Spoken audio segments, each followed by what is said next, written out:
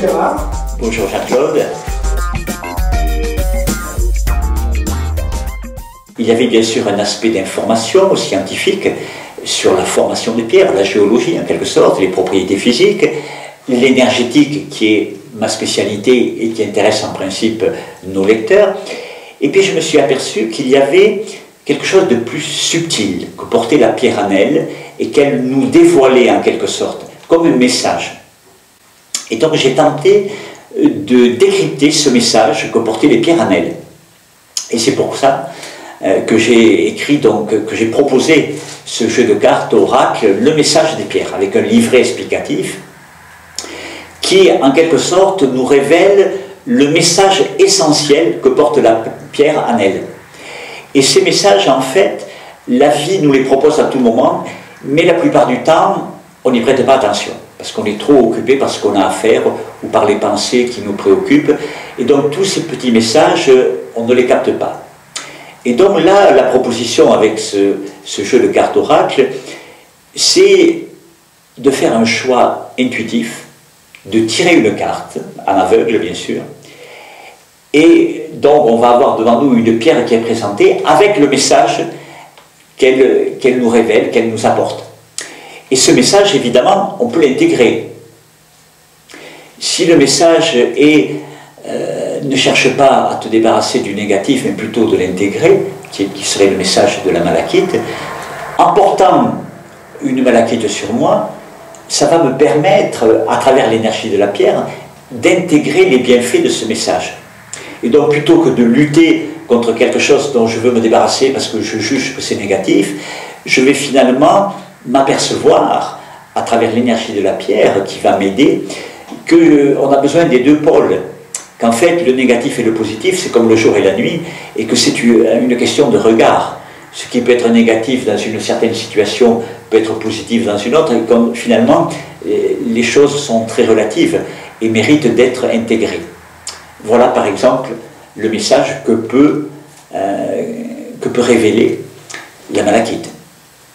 Et l'avantage avec les pierres, c'est que la pierre peut servir ensuite de support pour intégrer et pour incarner ce message.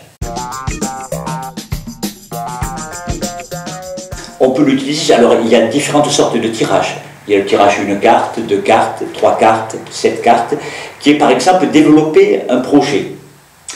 Quels sont mes atouts, quelles sont les qualités dont je dispose pour ce projet? Quels sont mes besoins complémentaires? Avec qui par exemple je peux m'associer, ou quelles seraient les qualités complémentaires qui seraient utiles pour ce projet. Ça, c'est une façon de travailler sur un mandala. On peut faire un mandala pour réaliser son chemin de vie. Je me suis rendu compte que beaucoup de gens, dans les questions qui reviennent, cherchent en fait leur voie. Ils n'ont pas une activité complètement satisfaisante, épanouissante, donc ils cherchent à se reconvertir. Mais pour se reconvertir, il faut se connaître un minimum. Trouver sa voie, la société n'a pas forcément mis à notre disposition des professions ou des activités formatées. Donc il faut le créer parfois de toutes pièces.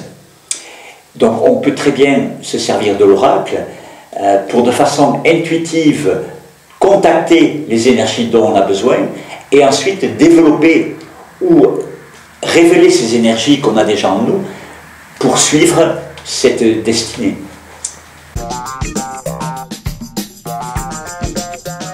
Peut-être les facteurs qui sont déterminants pour expliquer mon attrait pour les pierres et pour la nature, c'est mon enfance.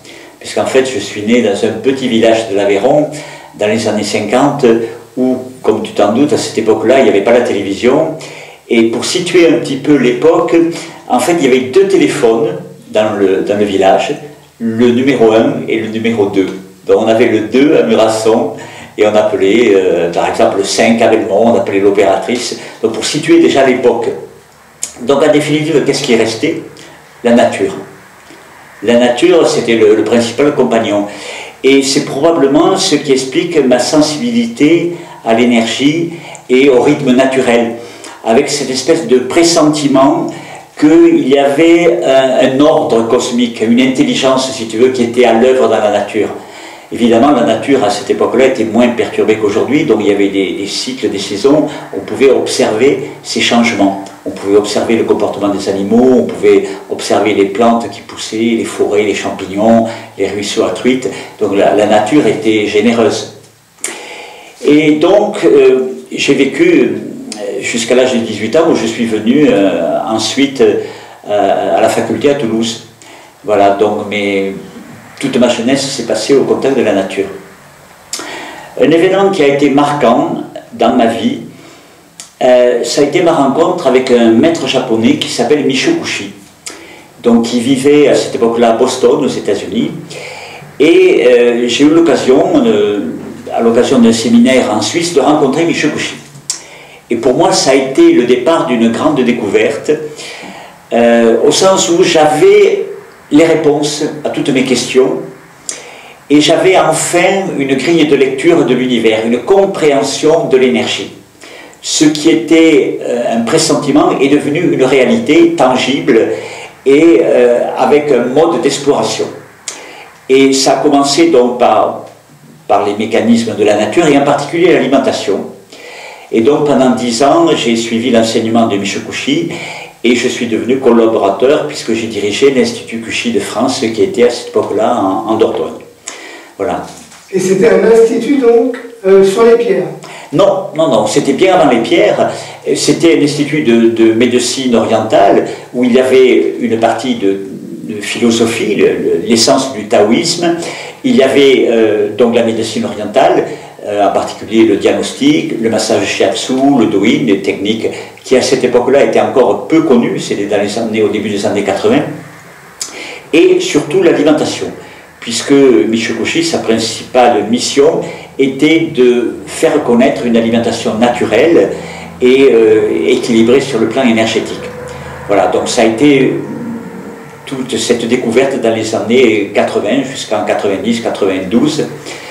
Et là, je me suis orienté plus vers une connaissance des phénomènes de la conscience, de l'inconscient, des mécanismes de création. Et pendant une dizaine d'années aussi, ça marche un petit peu par tranche de 10 ans, j'ai exploré ces phénomènes de la conscience. Alors, à travers différentes rencontres avec des maîtres occidentaux, notamment les travaux de Claude Allais en psychothérapie sur les mécanismes de la relation, de l'ego et de la relation. J'ai également eu l'occasion de rencontrer Harry Palmer aux États-Unis, qui a été quelqu'un qui à cette époque-là faisait un travail important sur les découvertes de comment la conscience crée notre réalité. Et puis les pierres sont venues en 92, à partir de 92, à partir de magazines qui venaient des États-Unis. Voilà, donc on a créé l'entreprise en 93, et donc ça fait donc 25 ans.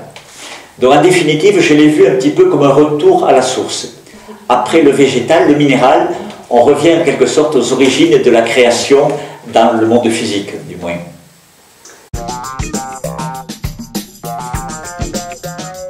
Donc c'était mon lieu d'habitation. On a créé l'entreprise juste à côté, donc en 93. Au début, on a commencé à importer des minéraux des États-Unis, puis je me suis déplacé moi-même pour aller sur place, en particulier aux USA, à Tucson, où il y a une très grande rencontre mondiale, internationale chaque année. C'est le plus gros salon au monde, et là j'ai pu rencontrer mes fournisseurs. Et évidemment, il y avait l'aspect commercial, puisque c'était une entreprise de vente, mais il y avait l'aspect éducatif, c'est-à-dire faire découvrir au public les propriétés énergétiques des pierres, et pas simplement au niveau de la lithothérapie, mais également pour nous accompagner en tant que support, pour nous accompagner dans tous les domaines de la vie. Ça peut être évidemment sur le plan de la santé, mais ça peut être dans le domaine de la création pour développer des projets, ça peut être sur le plan émotionnel, ça peut être vis-à-vis du stress, etc. Et donc ça a été le début d'une exploration. Alors moi, une pierre qui m'accompagne régulièrement, c'est le larimar, cette pierre que je porte, qui est une pierre qui a été découverte relativement récemment, puisque officiellement, à partir des années 80, elle a été répertoriée et elle a commencé, alors en 90, personne ne connaissait en France et même en Europe le larimar. Il y avait un importateur aux États-Unis, donc c'était le tout début de la découverte de cette pierre, et puis maintenant, depuis 20 ans, elle est largement plus connue.